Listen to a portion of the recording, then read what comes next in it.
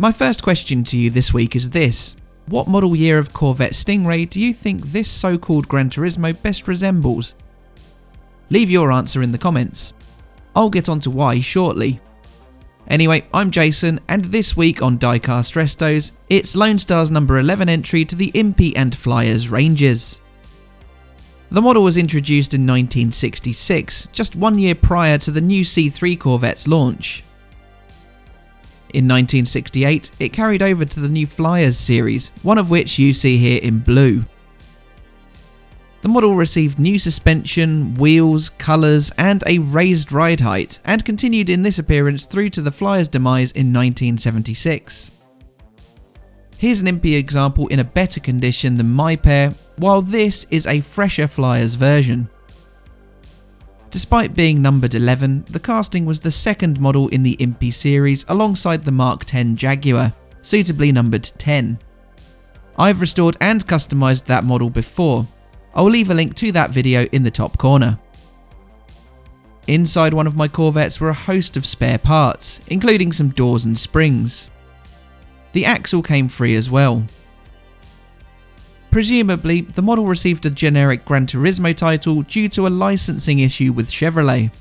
It undoubtedly resembles the Sting Ray. I'd wager it best matches a 64 model year, due to its single pane of glass rear window. However, the grills in the hood were replaced by scoops on the 64, so it's kind of a hybrid of both. I'm no expert, so let me know which you think it is down below. The Impy series was heavily advertised as the cars with everything, referring to all of their opening parts, a grand boast over their similarly scaled rivals at Husky, Lesney et al. However, the Gran Turismo had no opening trunk, while its Lone Star stablemates had the full complement. It also missed the mark with that advertising claim, as it was missing the dual headlights of the other Impy offerings, through no fault of its own I might add. They are concealed on the real C2 Corvette. The doors weren't quite accurate on the casting. They were conventional, where the C2 had a distinctive design which partially ingressed on the roof.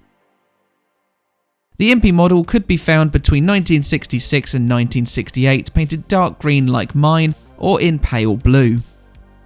They received a number 8 in a white roundel on the green car's bonnet.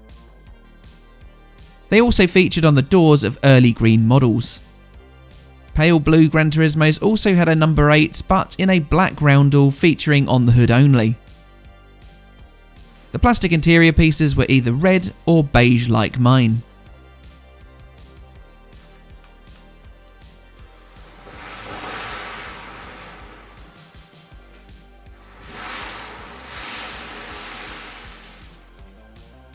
By the time Lone Star had upgraded the Gran Turismo to the new low-friction Flyers series, Chevrolet had released the new C3 Corvette. Lone Star would go on to launch a fully licensed C3 Corvette in 1970. The Flyers upgrades included the new suspension, wheels, and base attached using a flathead screw, as well as new colours. The mainstay was a light blue to turquoise clear coat that could vary significantly in shade. They usually had yellow or white racing stripes along the hood. They were also painted in a rarer brown shade, but all had orange interiors. The disc wheels were replaced by the narrower 5-spoke design early on in production. It was also offered to the Japanese market in a plated gold or silver for the Silver Flyers series. The casting was discontinued along with the demise of the Flyers series in 1976. But the cast would live on in the revived Impy Supercar series of 1978. This casting had a plastic base and blacked out windows. It was sold as the GT Rally. It would continue to be sold until 1984, 17 years after the C2 Corvette went out of production and 18 years after the Gran Turismo casting was first introduced. The C2 Corvette itself entered production in 1962. The Larry Shinoda designed car continued with the fiberglass body of the first generation C1, but was smaller overall. Many of its styling cues were borrowed from the 1959 racing concept Sting Ray, though that had no roof. The 1957 Q Corvette study and a mackerel shark caught on a fishing trip also provided Shinoda inspiration for its design.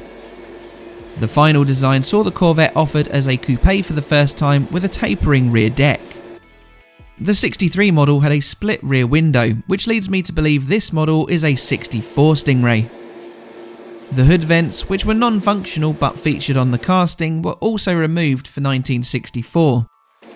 All 63 models had a 327 cubic inch engine that produced between 250 and 360 horsepower depending on specification. This was raised to 375 horsepower for 1964 before the first big block arrived for 1965, the 396 cubic inch V8, which boasted a 425 horsepower output. 63 and 64 models could be equipped with the Z06 competition package, offering stiffer suspension and improved brakes. With its larger fuel tank, it was ideal for racing.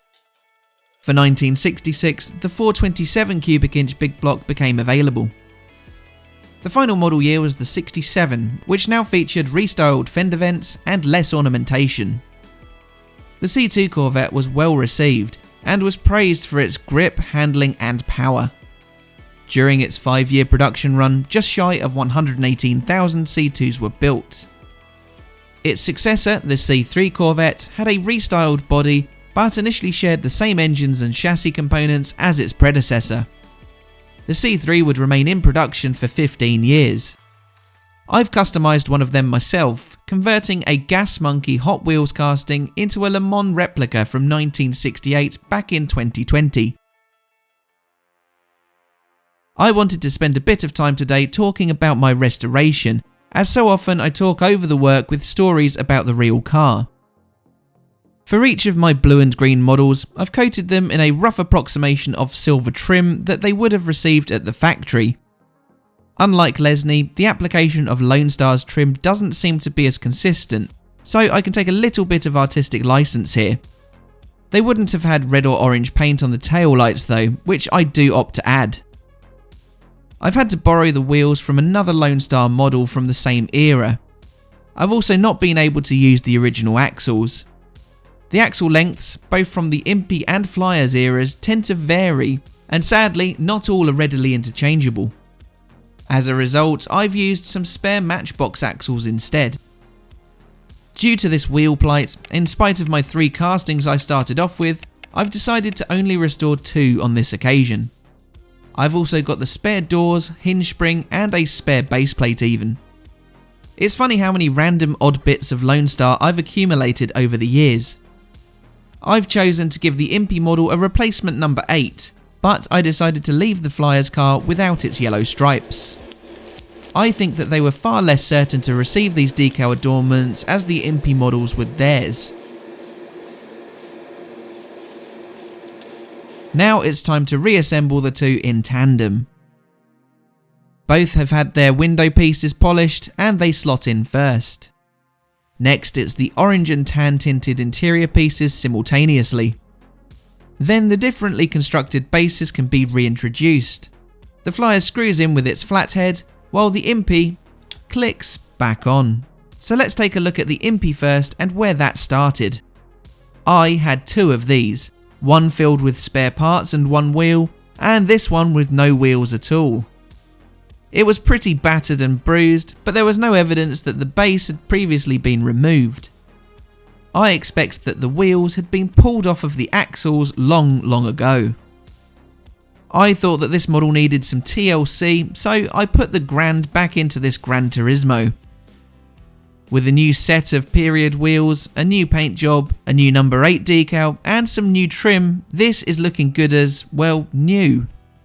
The green isn't quite as forest green as I'd have liked, but Tamiya's British green isn't far off. I added in some bonus taillight trim for both castings too.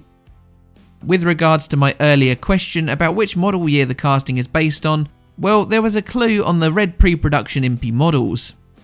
That had the numbers 1, 9, 6 and 4 cast onto the rear registration plate, but it was eradicated before it entered full production.